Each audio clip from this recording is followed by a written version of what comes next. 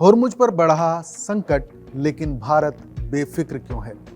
41 देशों से तेल की खरीद, यूएई का बैक रूट, क्या है हमारी प्लानिंग?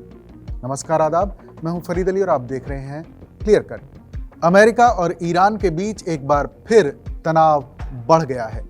ऐसे में सबसे बड़ा सवाल ये उठ रहा है कि अगर स्ट्रेट ऑफ होर्मुज बंद हो गया तो क्या भारत में पेट्रोल, डीजल और रसोई गैस की किल्लत हो जाएगी? क्या भारत अब भी इसी समुद्री रास्ते पर निर्भर है या उसने पहले से कोई तैयारी कर ली है? आखिर भारत ने 41 देशों से तेल खरीदने की रणनीति क्यों बनाई है? अमेरिका से एलपीजी की लंबी डील कैसे मदद करेगी और यूएई, सऊदी अरब की वैकल्पिक पाइपलाइन देश की ऊर्जा सुरक्षा को कैसे मजबूत बना रही हैं? हम आपको यहां इन्हीं सभी सवालों के जवाब आसान भाषा में देने वाले हैं। साथ ही समझेंगे कि भारत के पास कितने दिनों का तेल बैकअप है और किसी बड़े संकट की स्थिति में आम लोगों पर इसका कितना असर पड़ सकता है। 7 सवालों से समझते हैं पूरी रणनीति। पहला सवाल, स्ट्रेट ऑफ होर्मुज क्या है और दुनिया के लिए इतना अहम क्यों है? स्ट्रेट ऑफ होर्मुज दुनिया के सबसे अहम समुद्री तेल मार्गों में से एक है। यह फारस की खाड़ी यानी पर्शियन गल्फ को ओमान की खाड़ी यानी गल्फ ऑफ ओमान और अरब सागर से जोड़ता है। स्ट्रेट ऑफ होर्मुज के उत्तर में ईरान स्थित है, जबकि इसके दक्षिण में ओमान का मुसंदम प्रायद्वीप और संयुक्त अरब अमीरात यानी यूएई स्थित हैं। खाड़ी के बड़े तेल उत्पादक देशों से निकलने वाला कच्चा तेल इसी रास्ते से दुनिया के अलग अलग देशों तक पहुंचता है। भारत भी लंबे समय से अपनी जरूरत का बड़ा हिस्सा इसी मार्ग से मंगवाता रहा है। अगर युद्ध या किसी दूसरे कारण से ये रास्ता बंद हो जाता है तो दुनिया भर में तेल की सप्लाई प्रभावित हो जाती है। इसका असर पेट्रोल, डीजल और रसोई गैस की कीमतों पर भी पड़ता है। दूसरा सवाल, क्या भारत आज भी होर्मुज पर पहले जितना निर्भर है? सीधा जवाब है नहीं। पश्चिम एशिया में एक बार फिर बढ़ते तनाव के बीच भारत ने अपनी ऊर्जा रणनीति पहले ही बदल दी थी। पेट्रोलियम मंत्रालय के मुताबिक अब भारत के करीब 70% कच्चे तेल का आयात होर्मुज के बाहर के वैकल्पिक मार्गों से हो रहा है, जबकि पहले यह हिस्सा लगभग 55% था। सरकार का कहना है कि इस बदलाव से भारत की ऊर्जा सुरक्षा पहले के मुकाबले काफी मजबूत हो गई है और किसी एक समुद्री रास्ते पर निर्भरता कम हो गई है। पीआईबी की ताजा जानकारी में भी सरकार ने कहा है कि देश में कच्चे तेल, पेट्रोल और डीजल की आपूर्ति सामान्य बनी हुई है।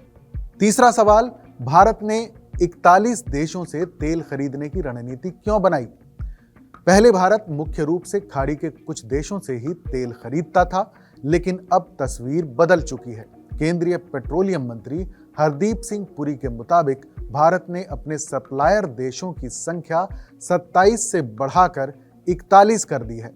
अब इराक, रूस, सऊदी अरब और यूएई के अलावा Brazil, Angola, Nigeria, Argentina, Algeria, Kazakhstan, Malaysia और अमेरिका जैसे देशों से भी तेल खरीदा जा रहा है। ज्यादा देशों से तेल खरीदने का मतलब है कि अगर किसी एक इलाके में युद्ध या कोई और संकट हो तो दूसरे देशों से सप्लाई जारी रह सके। चौथा सवाल, होर्मुज के बिना भारत तक तेल कैसे पहुंच रहा है? पेट्रोलियम एवं प्राकृतिक गैस मंत्रालय पीआईबी की रिपोर्ट के मुताबिक भारत ने सिर्फ नए सप्लायर ही नहीं बढ़ाए बल्कि नए रास्ते भी तैयार कर दिए हैं। सऊदी अरब की ईस्ट वेस्ट पाइपलाइन कच्चे तेल को सीधे यानबू बंदरगाह तक पहुंचा रही है। वहीं संयुक्त अरब अमीरात की Abu Dhabi crude oil pipeline तेल को सीधे फुजैरा बंदरगाह तक ले जाती है, जो स्ट्रेट ऑफ होर्मुज के बाहर है। इससे भारतीय जहाजों को संवेदनशील समुद्री रास्ते से गुजरने की जरूरत काफी कम हो गई है और तेल की सप्लाई सुरक्षित हो गई है। पांचवा सवाल, अगर होर्मुज बंद हो जाए तो क्या रसोई गैस की किल्लत होगी। इंडियन ऑयल, बीपीसीएल, एचपीसीएल और पेट्रोलियम मंत्रालय की रिपोर्ट के मुताबिक सरकार ने इसके लिए भी तैयारी कर रखी है। पहले भारत अपनी एलपीजी जरूरत का बड़ा हिस्सा खाड़ी देशों से मंगवाता था। अब भारत ने अमेरिका, नॉर्वे, कनाडा, अल्जीरिया और रूस जैसे देशों से भी एलपीजी खरीद बढ़ाई है। साथ ही रिफाइनरियों को घरेलू एलपीजी उत्पादन बढ़ाने के निर्देश दिए गए हैं, जिससे घरों में गैस सिलेंडर की आपूर्ति प्रभावित ना हो। छठा सवाल, भारत के पास कितने दिनों का तेल बैकअप है? सरकार के मुताबिक भारत के पास फिलहाल करीब 74 दिनों की कुल तेल भंडारण क्षमता है। इसके अलावा रणनीतिक पेट्रोलियम भंडार भी मौजूद हैं। सरकार का कहना है कि अगर कुछ समय के लिए आयात प्रभावित होता भी है, तब भी देश में पेट्रोल, डीजल और एलपीजी की आपूर्ति बनाए रखने की व्यवस्था की गई है। रिफाइनरियां भी सामान्य से ज्यादा क्षमता पर काम कर रही हैं। सातवां सवाल, आम आदमी को इससे क्या समझना चाहिए? फिलहाल घबराने की जरूरत नहीं है। सरकार का कहना है कि भारत ने तेल के स्रोत बढ़ाए हैं, नए समुद्री और पाइपलाइन मार्ग तैयार किए हैं, एलपीजी के लिए अमेरिका समेत कई नए देशों से समझौते किए हैं और पर्याप्त बैकअप भी रखा है। यानी अगर पश्चिम एशिया में तनाव और बढ़ता है या स्ट्रेट ऑफ होर्मुज पर असर पड़ता है, तो भी देश में ईंधन की आपूर्ति तुरंत ठप होने की आशंका पहले के मुकाबले काफी कम है। साफ है कि वैश्विक मंच पर चल रही इस उथल पुथल के बीच भारत अब वो पुराना देश नहीं रहा जो किसी एक संकट से घुटनों पर आ जाए।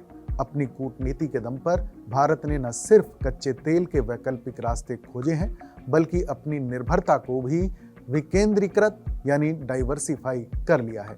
सरकार की ये 41 देशों वाली रणनीति और सऊदी अरब, यूएई का ये बाईपास रूट ये साबित करता है कि आने वाले समय में अगर खाड़ी देशों में युद्ध जैसी स्थिति बनती भी है, तो भी हमारे घरों के चूल्हे और सड़कों पर दौड़ती गाड़ियां सुरक्षित रहने वाली हैं।